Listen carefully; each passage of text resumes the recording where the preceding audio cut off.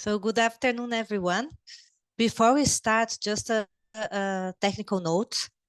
We are offering simultaneous translation into English and German, and you can see this little globe at the bottom of your screen, so you can select your preferred language.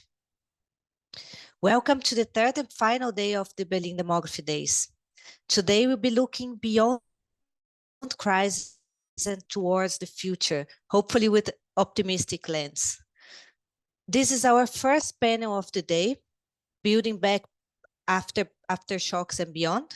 And we have two more panels this afternoon and a closing session with a climate novelist, Maya Lunde, at 5 p.m. You can use the same Zoom link to join the sessions afterwards. Allow me to introduce myself. My name is Daniela Vono, and I work at Population Europe. I will be moderating the session today. Our panel will discuss multiple aspects of crisis management and how we can do better in the future. We have 4 fantastic experts with us today, coming from different backgrounds. Dr. Donya Gilan, Head of Science Communication at the Leibniz Institute for Resilience Research in Mainz, Germany.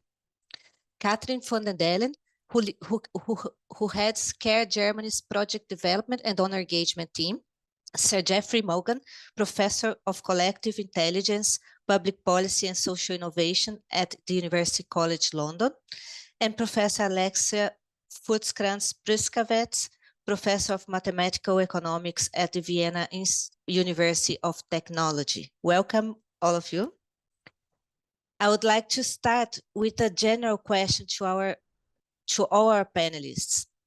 As recent years have shown, with unexpected events from the earthquake disaster in Turkey and northern Syria to devastating fires in Maui, not to mention wars or the COVID pandemic, much of what happens on this planet cannot be fully predicted.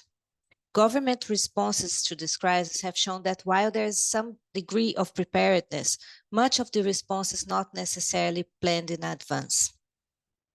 You have all worked or studied responses to crisis from very different perspectives. So my first question to all of you would be, what are the main lessons you have learned from crisis in recent years? And what should be prioritized in order to build more resilient response systems? Donya, perhaps you could start. You work at a reference institute for resilience studies in Germany, and I can imagine how busy you have been since the pandemic. What have you learned, and what would be the main recommendations to governments trying to build resilient response systems? Ja, vielen herzlichen Dank erstmal für die Einladung. Ich werde auf First of all, thank you so much for inviting me. I will speak in German because I can speak more fluently. Yes, during the pandemic, we very much looked into management mechanisms. That is, how can people get to terms with the rapidly changing conditions in their lives? How can they especially also step forward to take action more quickly, because there were many different changes, of course. And we first found that there was a high measure of insecurity in the population. People had very great problems with ambiguous situations they cannot immediately grasp, for which there are not immediately any possibilities of solution. So they responded with great exhaustion. Symptoms of fear, of depression were found. But interestingly, in their self-assessment of the studies where we participated, for example, the Cosmo study, the resilience, that is the stress recovery capability, or the measure of capability to deal with these situations, was regarded as stable in comparison with the pre-pandemic time. Then, of course, we took a look at how do people deal with these situations and what leads to a particularly good well-being and mental constitution. And I would say positive resilience.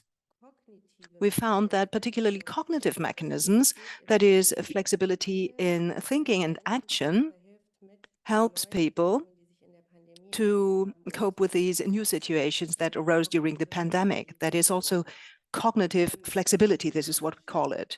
This dynamic process of resilience has also shown itself very well, namely that resilience is not static, but that people in different realms of life can also adapt in different ways. So some were very able to cope very well in private life, not so much in their professional lives. So this dynamic process is also very life segment specific. This turned out and showed itself very well.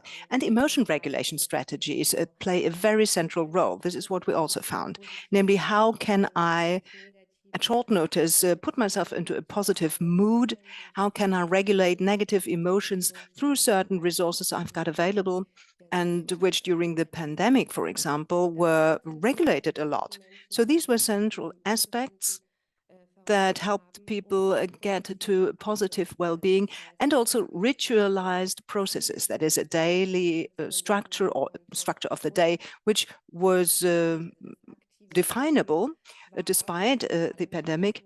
And active coping, that was also a central mechanism that had it that people, in comparison with other people, had fewer psychosomatic and depression symptoms. Another central key in crisis management was also social support, social assistance. In many studies, this was found out, in fact, at the end of the previous century, but it also turned out as a central factor during the pandemic, but also relative to natural disasters, for example. At the beginning, I think you mentioned them. It was shown that social networks and a form of community bonding where people experience a social identity through a we feeling helps that people to get back to this, to compensating this loss of control they feel, and can develop a collective feeling which strengthens them. That is, that helps them to develop self-efficacy and then don't feel as threatened by crisis situations.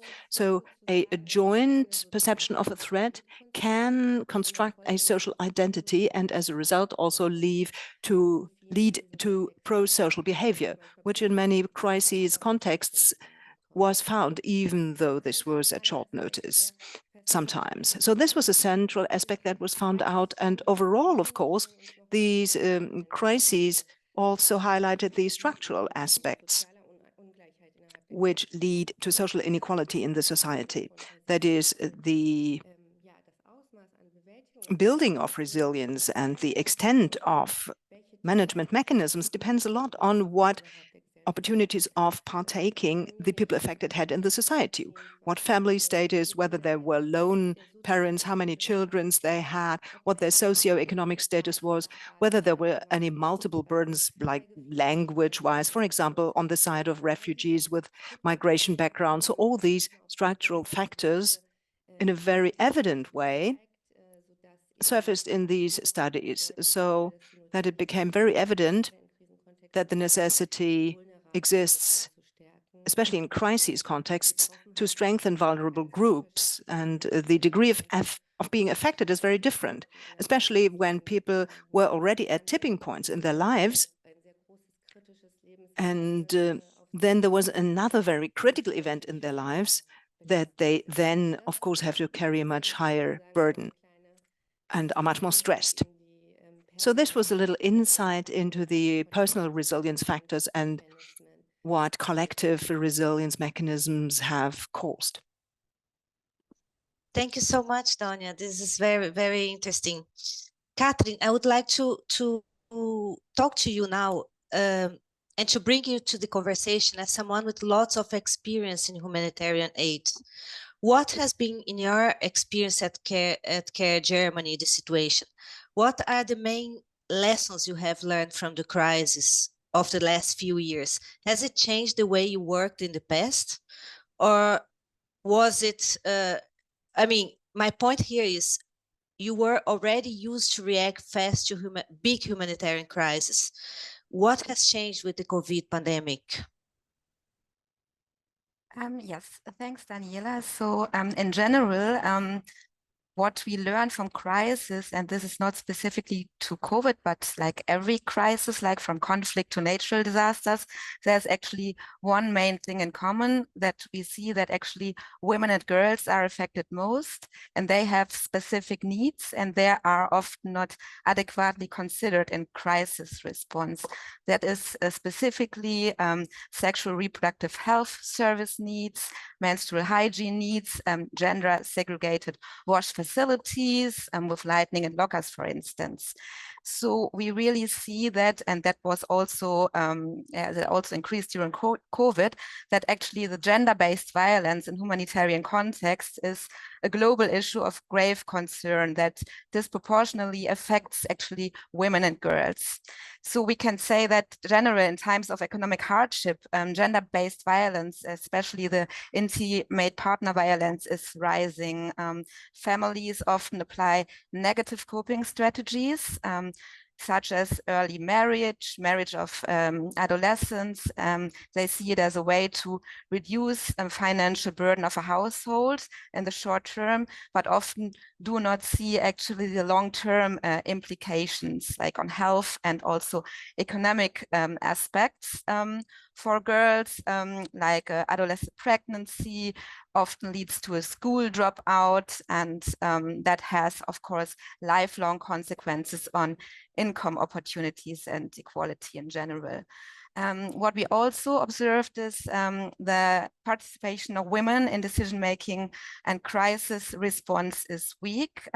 Particularly the female-led organizations have not been adequately consulted and funded also during COVID, because they often had been like very, very important organizations who actually provided GBV response services.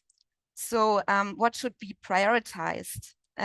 We think that actually the promoting women's participation in planning processes ahead of crisis and during a crisis is crucial. We favor locally led action. We should support the experts. Women-led organizations know best about the challenges women face in the respective country, and supporting women-led organizations in their technical and financial capacity to prevent, address, and respond to gender-based violence in emergency situations is important. This approach also reflects the feminist foreign policy approach of the German government. They emphasize to advocate for the rights of women and girls, their representation in decision bodies, and to equip them with resources, such as access to finance, networks, and knowledge. Another learning from the crisis is that actually also some crises, like natural disasters, can be predicted, and forecasting methods are improving. So in Bangladesh, for instance, we know the lead time for monsoon flooding. It's already up to 1 month, and we can use this time between the forecast and the event itself to start with humanitarian actions. This could be preparing for evacuation of roads and shelters and the evacuation of livestock. Those actions, of course, need to be agreed in advance, that they can be directly implemented once actually the trigger for the flooding is reached, and they need to be funded. Otherwise they can't be implemented. And this actually anticipatory humanitarian approach saves lives, preserves the life and the dignity of affected population, and also reduce costs. So in Bangladesh, for instance, we could have cost savings amounting €178 per household. Over to you, Daniela. Thank you, Karen. This is very interesting, and it's very nice that you connect with the German feminist foreign policy, because this is also quite new. Do you think there's a relation with the post-COVID phase, or it helped the big crisis to have more awareness about the vulnerability of women and girls, or this was already a long-term trend, so to say, like last 10 years? Well, I would say definitely we did many studies actually what how COVID impacted especially women and girls, and actually, yes, I think this topic gained a lot of attention, but yeah, I'm not so sure. I mean, COVID actually all changed our way of working together. Yeah, bringing people online together, maybe being also more closely connected with some local organizations. So we definitely had yeah, more exchange, and yeah. So I think, yeah, it's kind of yeah, I don't know how it benefited this policy. I think that was already important before COVID, but yeah, so I don't know how it actually benefited, but yeah, thanks. Thank you. Thank you. This is very interesting. And I'm very glad that we have such a diverse group with us so that we can learn from different perspectives. I would like now to invite Sir Geoffrey Mulgan, Professor of Collective Intelligence, Public Policy and Social Innovation at the University College London, to share his insights. As a scholar devoted to the study of collective intelligence, but also with lots of practical experience in liaising with governmental bodies, what is your take on how far have public policies improved since the pandemic? What would be your assessment? Are we in a better place in terms of preparedness? Are we becoming more intelligent collectively, using your word? No. Will be the short answer. Yeah, so my perspective on this really comes from working mainly within governments and with quite a few governments around the world, both on fast and slow crises. So maybe I'll just distinguish those. And there are so many different kind of crises: financial crashes, natural disasters, pandemics, climate collapse. They're all slightly different in nature. Some are fast, some are slow, and some begin fast, like COVID, and then become slow. I mean, COVID crisis lasted 2 or 3 years, war in Ukraine, similarly.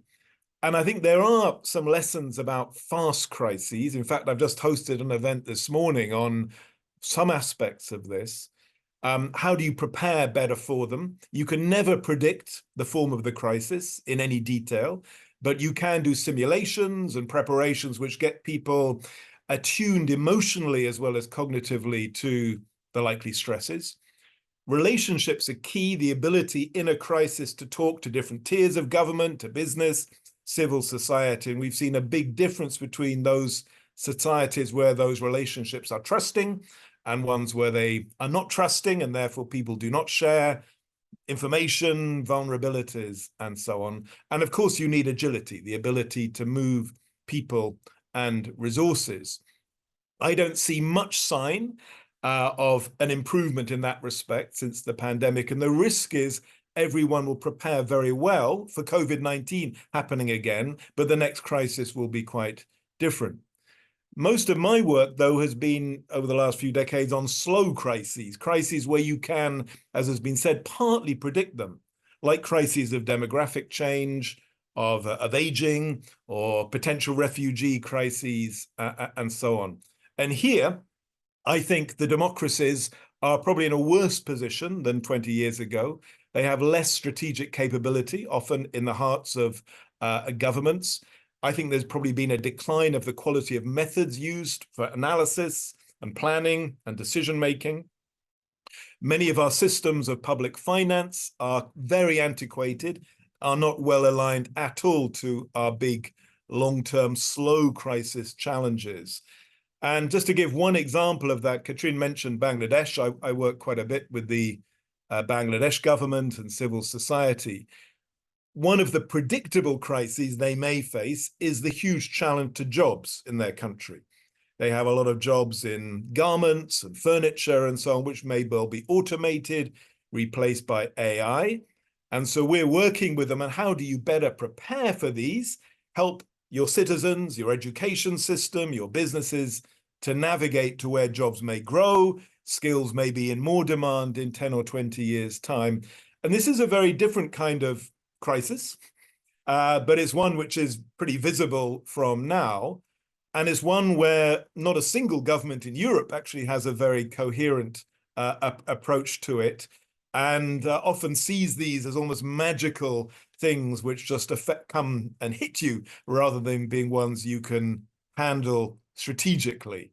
So yeah, my short answer to your question is I don't see much sign of an improvement of capability since the pandemic, but what we need in all of our systems is the ability to move very fast when things happen very fast, but not at the expense of the things which are very slow, and in particular the interests of future generations, which require actions now which may not have an effect for 10, 20 or 30 years into the future. And perhaps we'll come on to those later. Thank you very much.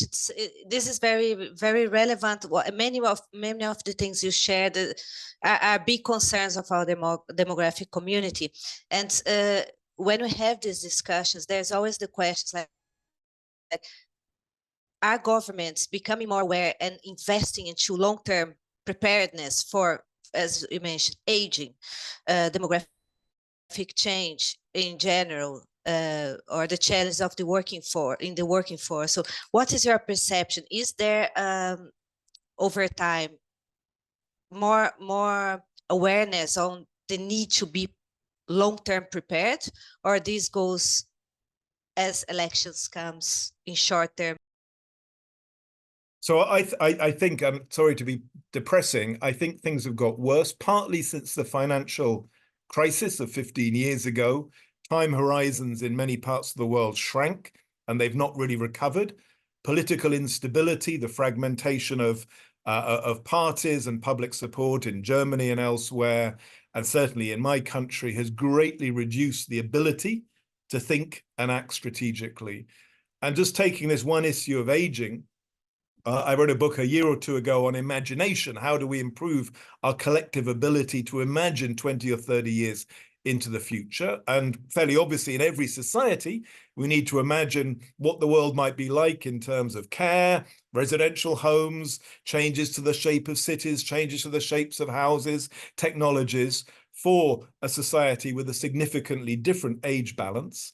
This is particularly pressing in countries like Korea or Japan and China, but also in much of Europe. And yet, both our governments and I think our universities and civil society have dramatically failed to set out the pathways to a desirable future. Instead, people are a bit frozen into fatalism or pessimism.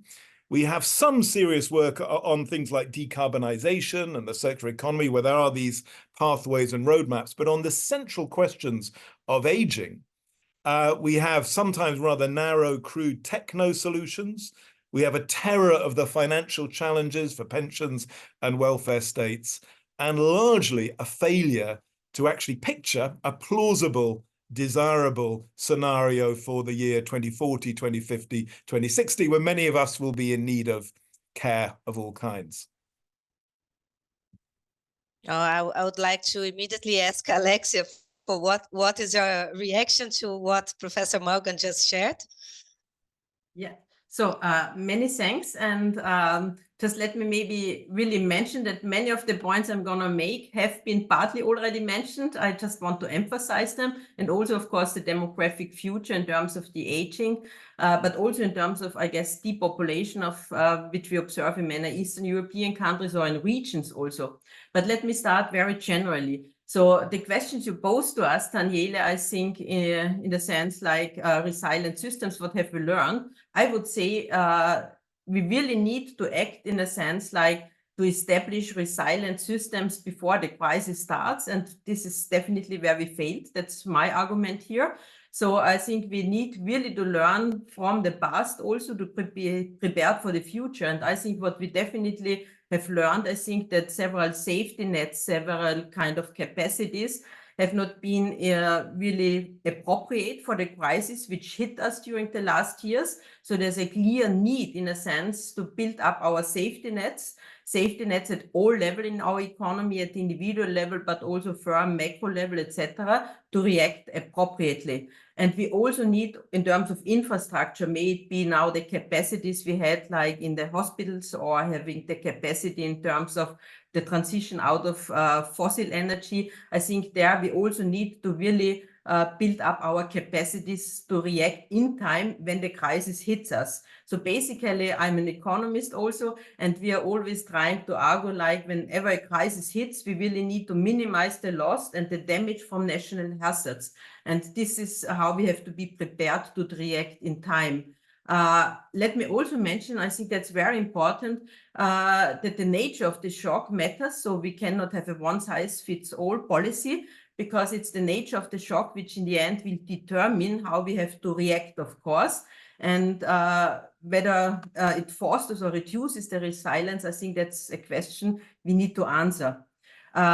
Most importantly, also, I think what I often have missed in the discussion is really like this awareness of crisis management, which is often here in the beginning, but fades away quite quickly. And this is something I think where we have to be also as scientists much more aware of putting it into our models, how we can increase the awareness of crisis management also. I think it's really what we have seen from many studies, and it has been mentioned several times, I think, during the last days. It's really a matter also to invest into people in terms of their education, in terms of the means to react, etc. And also invest, of course, in other levels like at the firm and the macro level. But it's really kind of reacting means we have to establish people that they are able to react. Now, let me also say something what we have definitely also learned during the last years. We can only react if we know which circumstances to react to. And here I would like to mention the problem of data availability we as scientists are confronted with. And I think this is not just the COVID crisis, these are many other crises also, where we really need to improve data availability, not in the long term, but having quick data really when we need to react. Often they are delayed, often they're inconsistent when we get access to them. And this is extremely important. And I think at least I can just talk from Austria. There's some push towards this with the Austrian Micro Data Center now that there's a quicker availability of some data. And hopefully this will not fade away, this perception that we need data to react as scientists. Now, let me come also to a third point, which has been already been discussed several times. And I think the pandemic, but many other crises, they reveal our vulnerabilities, I think. And they reveal our vulnerabilities at different levels. I mean, you all know about the supply chain problems we were confronted with, but there are also vulnerabilities at the individual level, of course. How do different people react to different health shocks, to different labor market shocks? And we have heard about this. This is very different across our societies.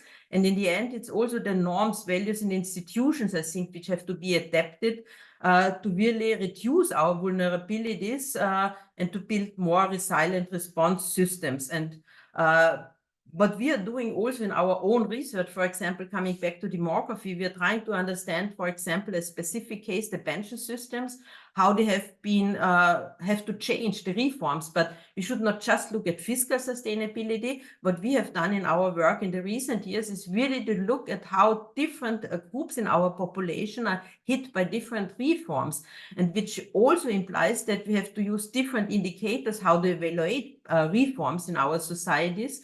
For example, I mean, and especially to really highlight, I mean, this inequality, which is persisting still also during reforms, and it's hitting different people in terms of, for example, we know that people of different socioeconomic background have different life expectancies, and this is something we should not ignore. In the end, of course, we need our target should be to have the same and possibilities in terms of life expectancy for everyone, but this will take a long time, of course. And I think in between, we need to find solution to protect these more vulnerable people and not to hit them even more by reforms. So I think this is something we have contributed to also in the last years.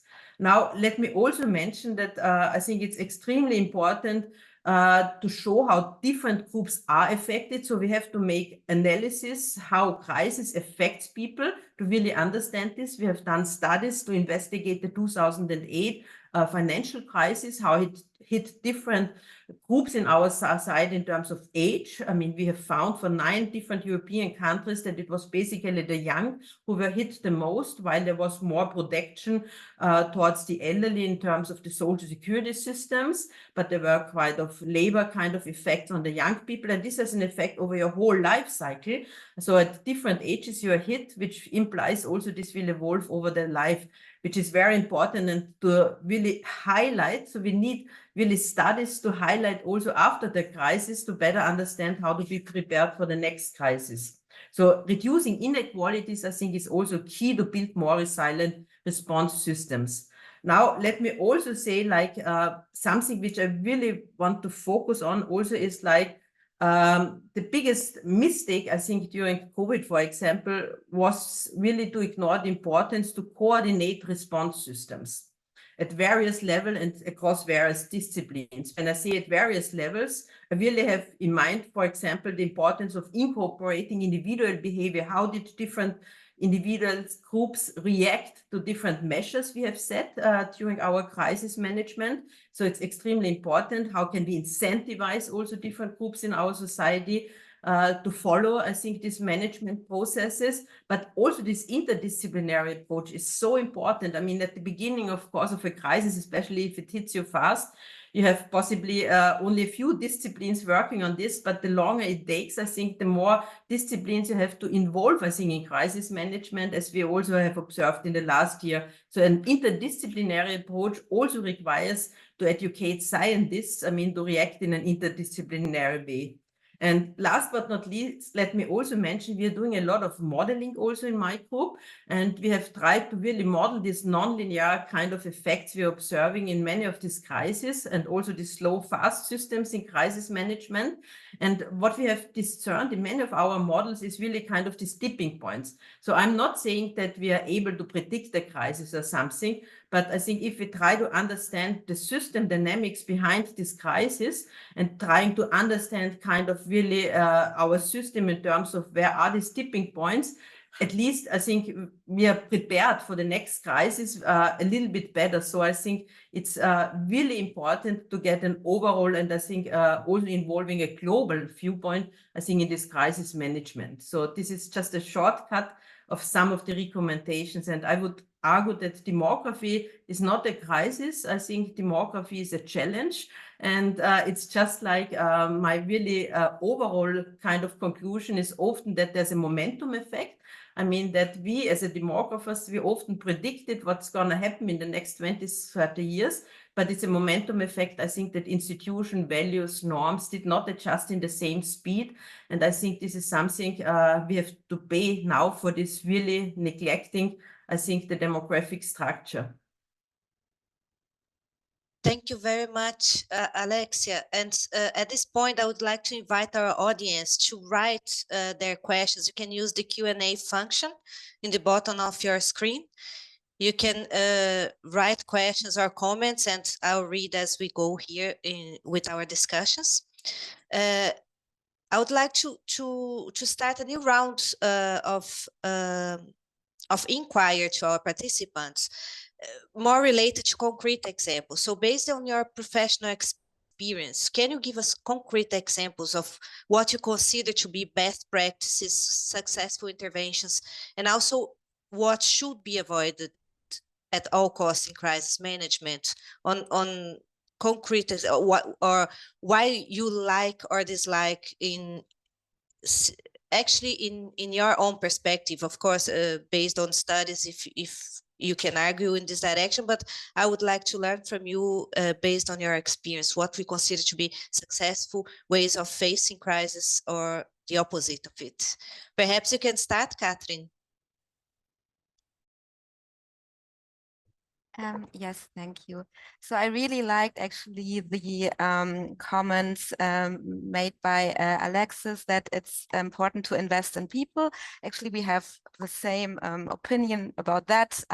Actually, we really promote women's participation in the response to humanitarian crisis.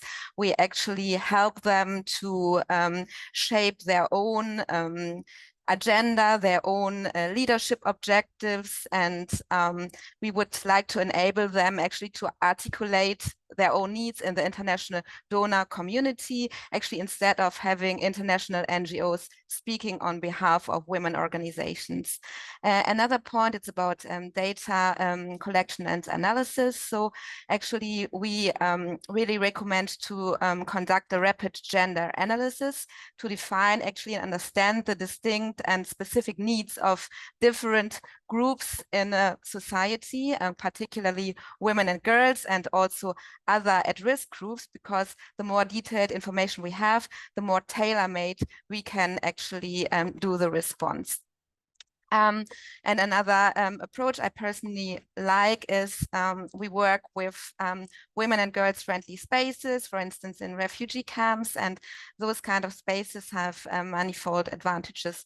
In some societies, actually, women only have like a role in the household. They don't often have the opportunity to exchange with other women outside the family about their issues and problems. And actually those women, girls friendly spaces are spaces where only women with their children are allowed to enter, and they provide actually physical and emotional safety. They provide access to multi-sectoral GBV response services, counseling or info on sexual reproductive health services. And it's very important, it's an opportunity for women and girls to rebuild social networks, to get into exchange with others, to start discussions, to build confidence, to gain knowledge. They also get psychosocial support there and also have the opportunity to gain specific skills which allow them to make a livelihood. But on the other hand, it's also, of course, very important to engage men and boys. They need to be informed what's going to happen inside those spaces, that they actually also support their women to go there. And I had one very motivating example in Cox's Bazar in Bangladesh, where one woman shared her experience in participating in the women and girls friendly space activities. She said she discussed a lot among the peers about the early marriage, and she really could find good arguments why it's not a good idea, also in terms of financial aspects. So, and then she actually was encouraged to actually discuss this with her husband, because he was actually planning to let the youngest daughter, the adolescent daughter, got married, and she could really convince him with good arguments. And she said that would never had happened without actually the support from the other women, and also the knowledge and facilitation skills actually she learned in this women and girl friendly space. In terms of anticipatory humanitarian action, actually acting before actually a disaster is happening, we recommend a community-based approach. We really need to listen to the concerns of the community, what kind of information is needed for them to take those kind of actions, and what is the best way to actually channel information to them. We have good experiences with specific voice messages for women leaders. They receive actually a message with advisories, and they actually inform their neighbors, neighboring women especially, on the specific advice, and then the women have the chance actually to also address their questions to the women. And we experience that women are more likely to follow this advice or to evacuate if they get the advice from another woman, because they see this as a trusted source of information. Yeah, these are my best practices and good examples.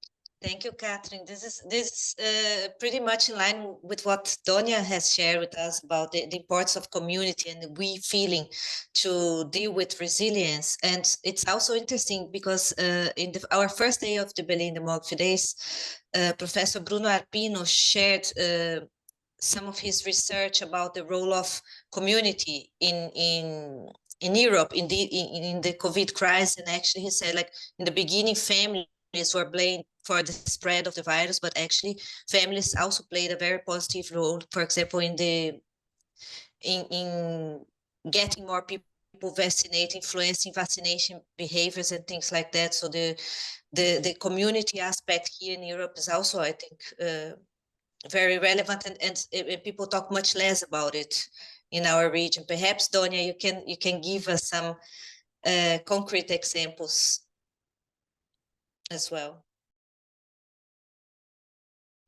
Ja, also Beispiele jetzt, wo es sozusagen Gemeinschaftsbindung geht. Das sind ja Well, when it comes to examples of community links, those examples have not been developed in our institutes, but I can come up with some very interesting approaches which show how this community links can be established at all. And as has been said already here, it's first about creating this joint set of values and to create trust within this community, first of all. And that's also something which we could see in the pandemic, that the risk perception of people has changed depending on how strongly their institutional trust into the German government had been built up, or into the various parties, as we can see already right now in the migration debate and in the attitude towards war. That trust is very important, and of course that has also affected communities, and as has been mentioned already, it has created a scattering of society. In order to come up with some examples how trust may be cultivated, I would like that involvement of the civil society is very important. If the civil society is stronger involved in the political context, in the development of new laws or in projects, and also from politicians, communication is led at low level so that many parts of the population feel addressed. Then, of course, there can be created more trust in the population. And we did have such project during the pandemic where information was shared on certain measures, on certain backgrounds, on scientific aspects. And that was published in a very simple language. We drafted these bulletins, and we could see that depressive symptoms or fear or things like that had changed into some more well-being, into feeling better by those affected. Another aspect is also bringing together the communities. Any kind of exchange which happens within a community, and that may also be projects at local level, that may be joint nights on a certain subject where people of totally different attitudes may meet, even with different opinions. And that's, of course, also promoting trust. And of course, it does make a lot of sense. And this can also produce kind of a feeling of togetherness in the community. And another aspect which had been addressed, sometimes we have to respond really quickly in crisis and have to cope with different situations. And it's not only that the children have kind of a model function, which they perceive in their parents or in their other reference persons. So when we as adults have certain resilience role models, or people who are fighting at the front of any crisis, or mostly affected, when we have such positive examples where people are able to manage the crisis very successfully, that may also strengthen trust in the institution. And in the pandemic, we also had this kind of projects where we took resilience role models from the health context and displayed them to the people, and also communities in social media or in person, where they gathered in protesting, and that also created this feeling of togetherness. So apart from that, I would say that there have been some innovations too, which are very effective too, which were developed in the middle of the pandemic and are now being continued. Those are programs which do not only rely on bouncing back, so how you get back to this normal way of functioning which you had before the crisis, but how can you develop a new crisis model and a growth potential, which I would see from the psychological point of view, which then will motivate me to handle the next crisis much better. And that also can have a positive impact on your community if you are able to help other people or if you just can show up certain pathway for actions. There are some projects for school students, for example. As you know, they had been affected quite intensively, thrown out of their context of life. They lost access to many resources, and at the same time, they did not have so much crisis experience like adults. And there had been some programs which really focused on that in order to develop concrete skills and strategies for the children, how to handle crisis and how to adjust their mindsets to learn from such situations that it's not only a threat, but such situations may also be perceived as a challenge. And I think that's anyway very important. And especially, as we said already, this new awareness of crisis is actually an extremely long learning process, which we are undergoing as a society, which probably never will end because crises are following one after another and in parallel. But the more we manage crisis, the better we can address those crises, and perhaps the next crisis will not be so shocking for us like the first one which we experienced some years ago. In medicine, there are also a lot of digital innovations which were really effective, where both the staff and the patients, for instance, using cognitive strategy, behavioral strategy in therapy, where they could build up resources in their own working context during inpatient treatment. That is also a very interesting innovation, which may be also very useful for persons who may be living in a rural area and are lacking access to always meet in a face-to-face meeting with their therapists or with any healthcare practitioners. So in general, I would say that still the practices in psychology and medicine still have not cannot open up all, or cannot let's say do away with all the access barriers for many people. Especially marginalized groups have a hard time in getting access to these possibilities. Sometimes they don't even have the possibility to take part in those programs. But in general, I would say that preventive measures, and in many studies we could see this, that this work, they have a long-term effect on people. Also for the next situation, they feel stronger in handling stress situations. Thank you so much, Donya. This is wonderful. You gave us so many insights. Thank you, Professor Mulgan. What is your take on the best practice crisis management? Do you have examples, or would you go into the what should be avoided by all means? Yeah, so you asked what's the worst examples first. So the simple answer, I think, is arrogance and ignorance usually lead to disaster.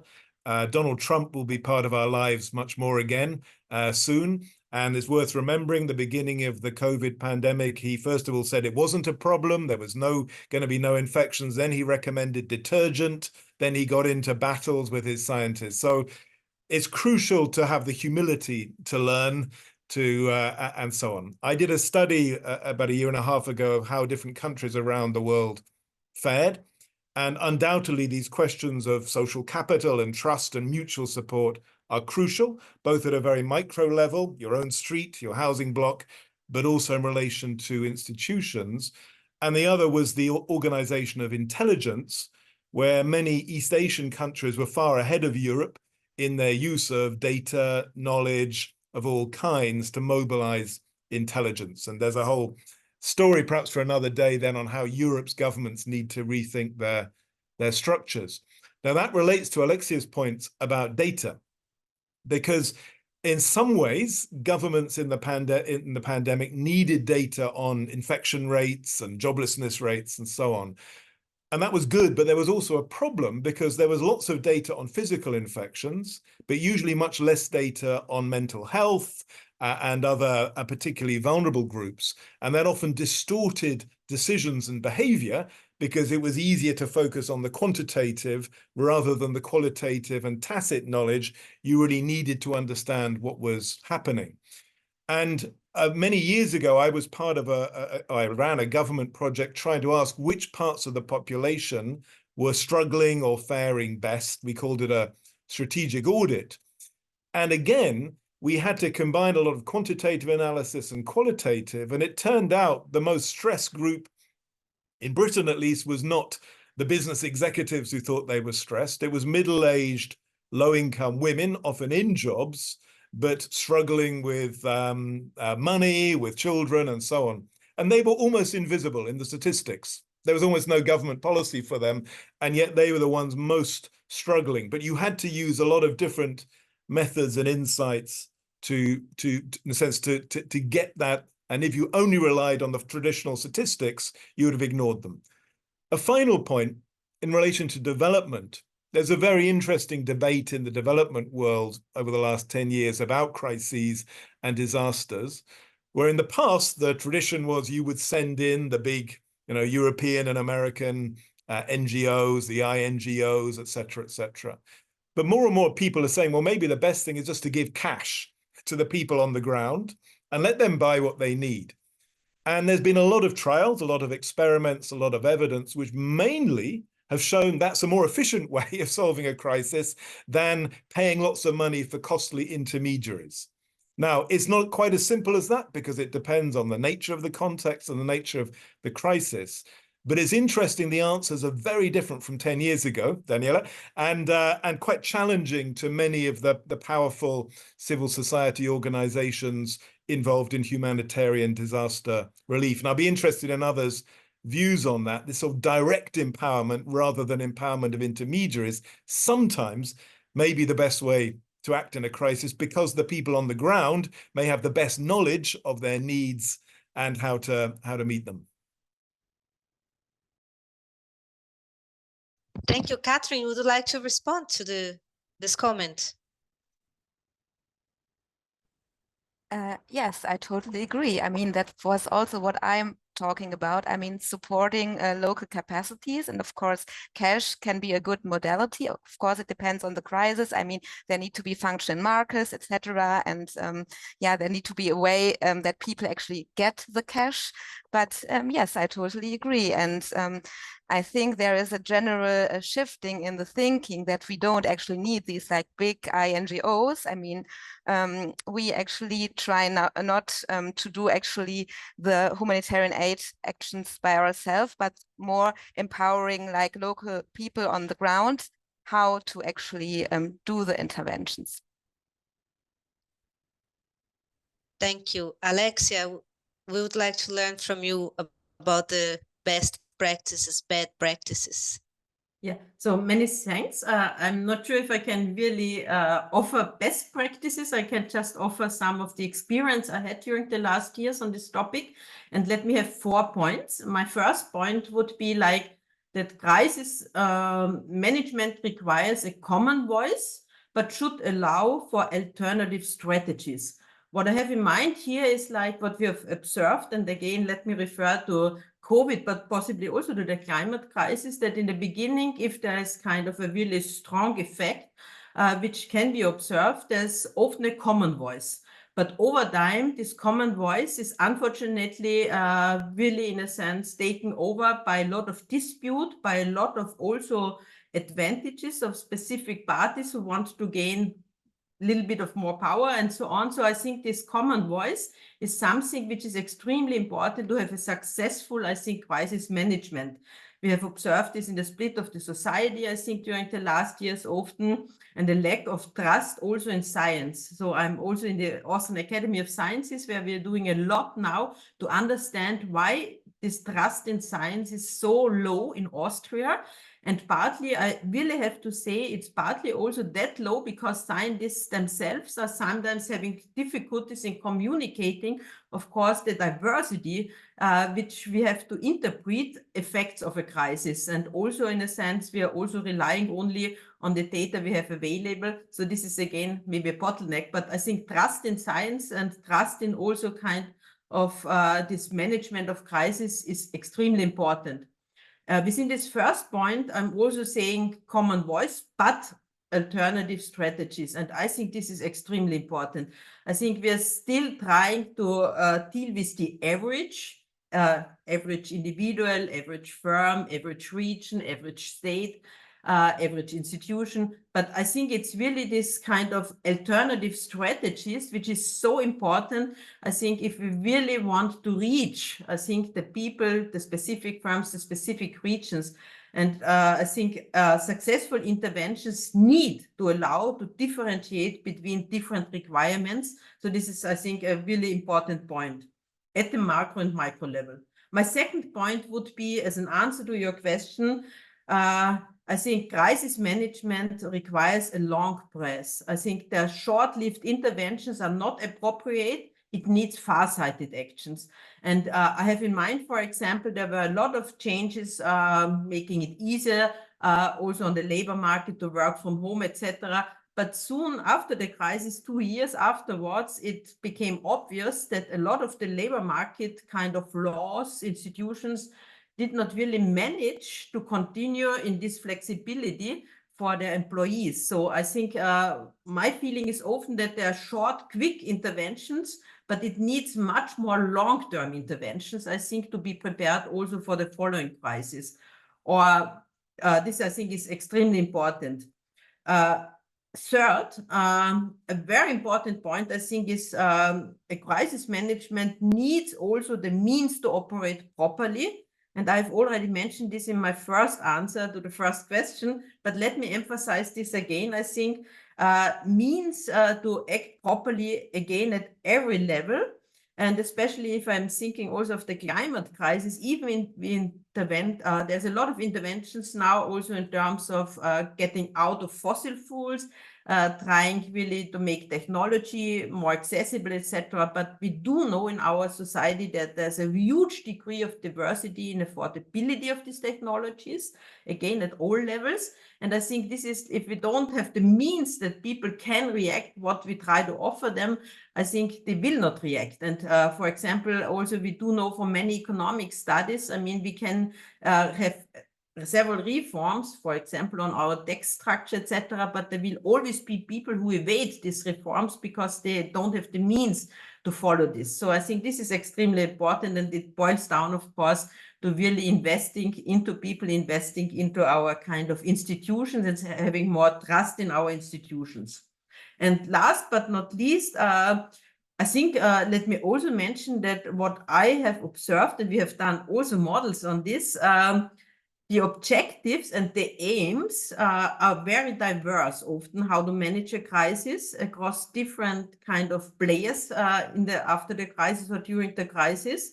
And also the measures to be taken are often quite diverse. So I think this is something where we need to get a much better handle on this, in a sense, like to adjust the objectives and aims as well as the measures to be taken really to this differential kind of vulnerabilities. And I think this is a key issue we still haven't managed, I think, and we still have to work on it. And last but not least, we are dealing with human behavior also in crisis management.